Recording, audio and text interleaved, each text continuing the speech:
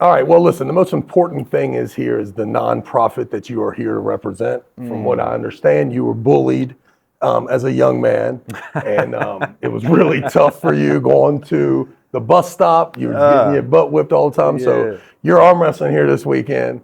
Tell us about the initiative and the whole bullying thing. I really don't Just kidding. All right. They invited us down, and this is my first interview ever for East vs. West. Super happy to be here. My guest, Justin Bishop. How you feel, young man?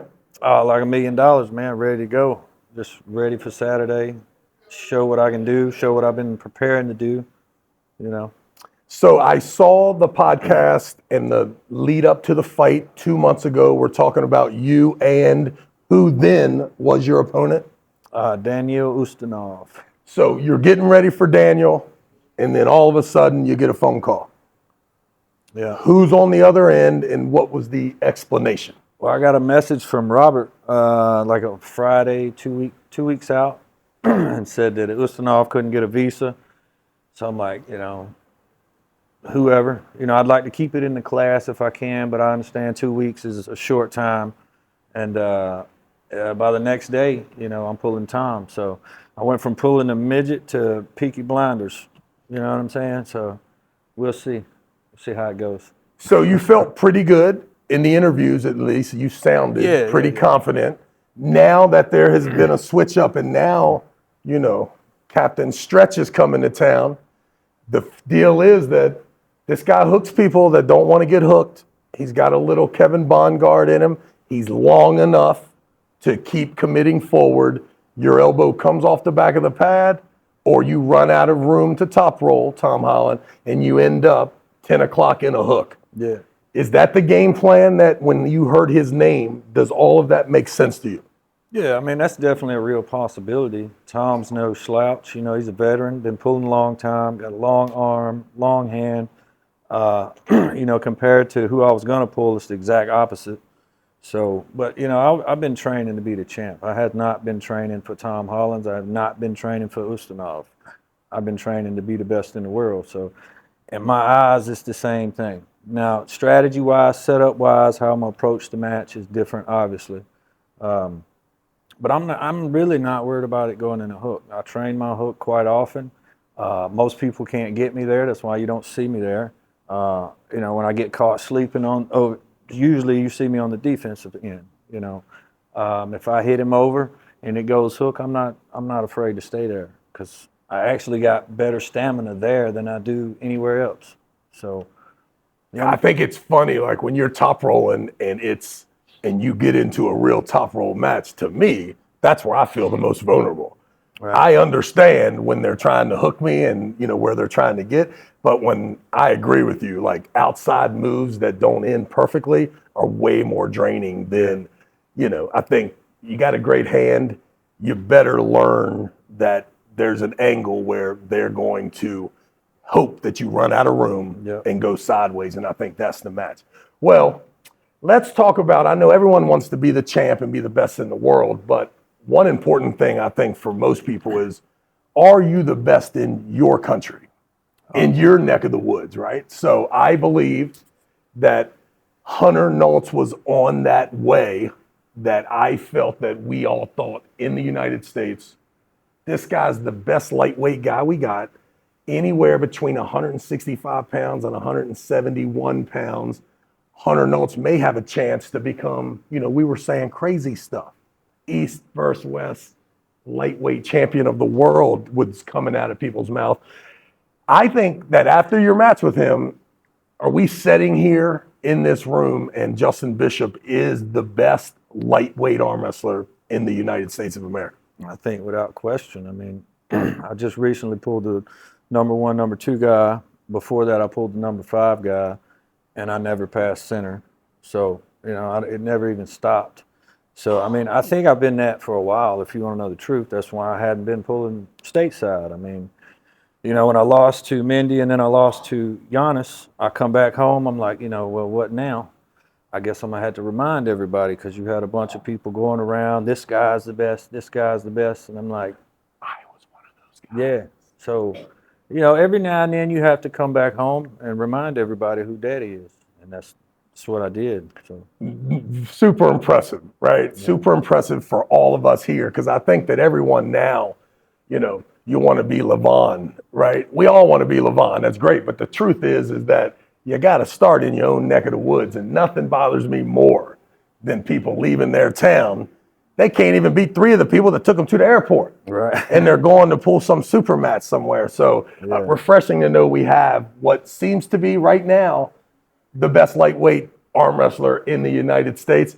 But the bad news is there's a lot more arm wrestlers once you leave the United States of America. You being the best in the United States right now, how old are you?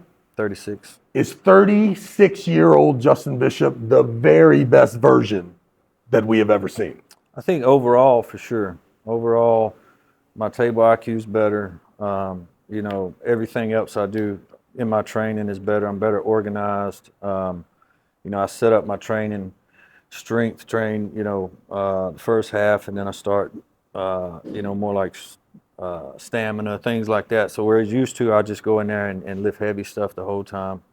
I'm a lot more organized and strategic with all aspects of my game. So, that's why I wasn't too worried when they told me Tom was taking Ustinov's place, because I'm ready for that, Tom Holland tape, the match you're looking at mostly, is it the most recent one, or is it the one with caliber of arm wrestlers that are using your type of technique? Yeah. How are we investigating Tom Holland in a brief 2 weeks? What do we got? Well, I mean, I've known Tom a while. I've cornered Tom for a match, actually. And I've pulled him a little bit on the side, not a lot. But any opponent I get and I have any time, I go watch every match I can find. Because somewhere, somebody exposed a hole in your game. And if they didn't, I could probably spot it, So, I think his most recent match was with Mindy at Arm Wars, and that was a very good match. I would argue that it was probably better than my match with Mindy, although my match with Giannis was much better than his match with Giannis. But, I've watched all the tape they got on Tom, and he's, I've seen him top rope twice in 10 years, so I'm pretty sure what he's going to do. Yeah. I welcome the top roll if you want to.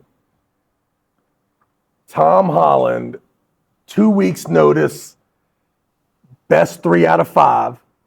Is it 4 out of 7? No, he's giving. I got you. That's my man. Yeah. Terrible time to throw up the numbers. Right after I threw up some numbers. So the match is the best 3 out of 5 right-handed. Yeah. Right? If there's a knock on Justin Bishop, it's that could have trouble finishing round 3. Yeah. Right? Yeah. Round 1, pretty confident in, listen, you go down and get sucked in a hook round 1 and it takes 2 minutes and old Tommy wins. I'm headed right to my fantasy bets and cashing out right away, not thinking that there's a comeback in mind. Yeah. Do you see one-on-one arm wrestling? Is it a problem with round 3 always after you're up 2-0? It just depends on the quality of the opponent, if he's a very technical arm wrestler, and most of the time it's not after the go, it's before the go. They're working me the whole time. They're pulling Devin. If you watch me and Mindy in the 3rd round, or the 5th round, we're in a referee's grip, they're putting on the strap, and he's picking his elbow up. He's, and I'm looking at the ref like, we're in a referee's grip fouling. And, so, usually it's from stuff like that. It's not the actual in the match. But anybody with eyeballs who watch my matches, there's no secret. My endurance is not great, but if you betting something on that first round, bet the house. I can't remember the last time I lost the first round, to be honest. Look right in the camera. You tell East vs. West exactly who you are, what you're here to do. If there's any message for Tom Holland, it's time to hear it now. East versus West, I'm here to take over this lightweight division. You need an American champion, and I'm here to do that. And Tommy's just another person in the way to my goal to the top. So I hate it for you, Tommy. Should have waited. Should have took the next match because 2 weeks ain't enough. The Bama Bull, Justin Bishop. Good luck, buddy. Yes, sir.